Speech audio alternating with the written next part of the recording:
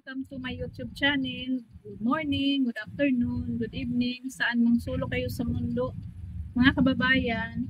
For today's vlog, ang topic ngayon ay ang pagtitinda ng saging or banana business. Maraming nagtatanong tungkol dito, kumikita ba or malaki ba ang kitaan sa pagtitinda ng saging. Simula ako nagtinda ng saging guys, 2017. So, kulang-kulang 7 years na rin.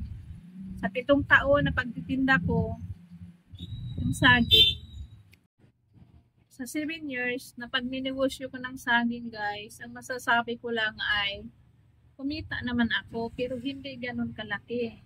Bakit? Dahil ang pagninegosyo ng saging ay 50-50. Tsamba-tsamba. Swerte mo kung makatsamba ka na ang saging mo nahinog at naibenta mo lahat.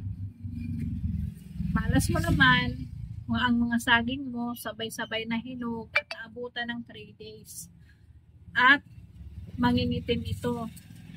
Kasi guys, ang saging simula mahinog, pag naabutan ng 3 days, ang mangyayari dyan, mangingitim siya at wala kang choice kung hindi ilagay mo sa tumpok-tumpok na 10-10 lang. Napakahirap pag naitumpok mo na, lalong-lalo na ang lakatan dahil ang lakatan talaga mahal ang puhunan. Kung mapunta siya sa overripe ang lakatan, swerte mo kung may bibili siya pang banana bread. Pag ilagay mo naman siya sa tumpok, nako, sobrang lugi mo. Bakit? 2 piraso ng lakatan, sobra yan sa 10 piso itumpok mo. Kung 2 piraso lang din naman ang ilagay mo sa tumpok, walang bibili. Dahil alam mo naman, ang mga customer kadalasan pangmasa, gusto nila sa tumpok, marami ang laman, kagaya ng 3 or 4, 5. Sa tundan, pwede mo gawing 4 or 5 pesos pag ito ay sa tumpok na kasi maliliit ang tundan. Kaya pag sa lakatan ka talaga ma-overhinugan, nako, laking lugi. At isa pa, yung saba din, ganun din kasi pag ma-overhinog din ang saba sa isang piling, sipin mo sa isang piling pag na-overhinog, ang ginagawa ko dyan, piso-piso ang isa. Ang halaga ng isang pirasong saba naglalaro ng 4 pesos tapos ibag sa presyo mo na lang sa piso. Kung talagang wala na talagang bibili sa piso, ang mangyayari dyan, mangingitim. Tapos bihira lang din bumibili ng pangmaruya. Kasi pag ang saba, pag sobrang hinog na talaga, mapupunta na lang din sa maruya. Minsan, ang dami naming tinatapon. Ang kadalasang binibili ko sa saba, 100 kilos lang talaga yan. May time talaga siya na nagtatapon na kami ng siguro kulang-kulang 15 kilos, 20 kilos, ganyan. Wala kang choice pag na-overhinog ang saba dahil hindi naman siya kagaya sa sa tunda na itumpok mo siya sa pusampo, may bibili dahil kakainin pa. Ang saba sobrang na, pag nangingitim na talaga, as in itim na, wala na talaga ang bibili.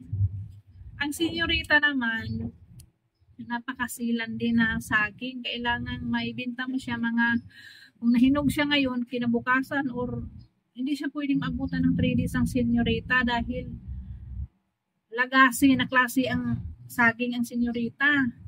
Pagbuhat, pag na-overripe yan, pag binuhat mo yung isang piling ng senyorita, nako, ganda lagasa na.